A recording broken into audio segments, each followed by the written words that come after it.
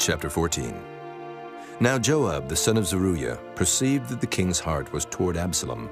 And Joab sent to Tekoah, and fetched thence a wise woman, and said unto her, I pray thee, feign thyself to be a mourner, and put on now mourning apparel, and anoint not thyself with oil, but be as a woman that had a long time mourned for the dead. And come to the king, and speak on this manner unto him. So Joab put the words in her mouth. And when the woman of Tekoah spake to the king, she fell on her face to the ground, and did obeisance, and said, Help, O king. And the king said unto her, What aileth thee? And she answered, I am indeed a widow woman, and mine husband is dead.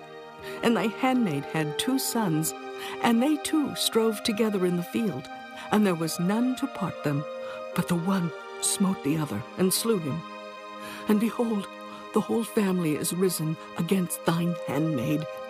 And they said, Deliver him that smote his brother, that we may kill him, for the life of his brother whom he slew, and we will destroy the heir also.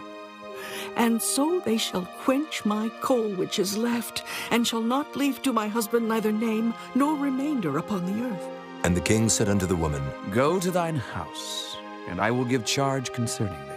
And the woman of Tekoah said unto the king, My lord, O king, the iniquity be on me, and on my father's house, and the king and his throne be guiltless. And the king said, Whosoever saith aught unto thee, bring him to me, and he shall not touch thee any more. Then said she, I pray thee, let the king remember the Lord thy God, that thou wouldest not suffer the revengers of blood to destroy any more, lest they destroy my son. And he said, As the Lord liveth, there shall not one hair of thy son fall to the earth. Then the woman said, Let thine handmaid, I pray thee, speak one word unto my lord the king. And he said, Say on. And the woman said, Wherefore then hast thou thought such a thing against the people of God? For the king doth speak this thing as one which is faulty, in that the king doth not fetch home again his banished.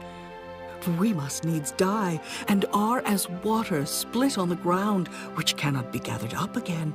Neither doth God respect any person, yet doth he devise means that his banished be not expelled from him. Now therefore that I am come to speak of this thing unto my lord the king, it is because the people have made me afraid. And thy handmaid said, I will now speak unto the king.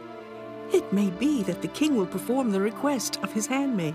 For the king will hear, to deliver his handmaid out of the hand of the man that would destroy me and my son together out of the inheritance of God. Then thine handmaid said, The word of my lord the king shall now be comfortable. For as an angel of God, so is my lord the king to discern good and bad. Therefore, the Lord thy God will be with thee. Then the king answered and said unto the woman, Hide not from me, I pray thee, the thing that I shall ask thee. And the woman said, Let my lord the king now speak.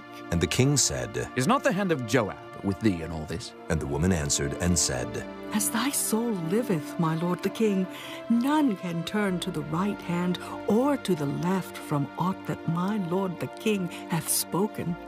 For thy servant Joab, he bade me, and he put all these words in the mouth of thine handmaid. To fetch about this form of speech hath thy servant Joab done this thing, and my lord is wise, according to the wisdom of an angel of God, to know all things that are in the earth. And the king said unto Joab, Behold now, I have done this thing.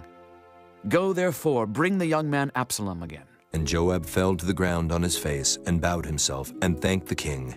And Joab said, Today thy servant knoweth that I have found grace in thy sight, my lord, O king, in that the king hath fulfilled the request of his servant. So Joab arose and went to Geshur, and brought Absalom to Jerusalem. And the king said, Let him turn to his own house, and let him not see my face. So Absalom returned to his own house, and saw not the king's face. But in all Israel there was none to be so much praised as Absalom for his beauty. From the sole of his foot even to the crown of his head there was no blemish in him. And when he polled his head, for it was at every year's end that he polled it, because the hair was heavy on him, therefore he polled it, He weighed the hair of his head at 200 shekels after the king's weight. And unto Absalom there were born 3 sons and 1 daughter, whose name was Tamar. She was a woman of a fair countenance. So Absalom dwelt 2 full years in Jerusalem, and saw not the king's face. Therefore Absalom sent for Joab to have him sent to the king, but he would not come to him. And when he sent again the 2nd time, he would not come. Therefore he said unto his servants, See, Joab's field is near mine, and he hath barley there. Go and set it on fire. And Absalom's servants set the field on fire.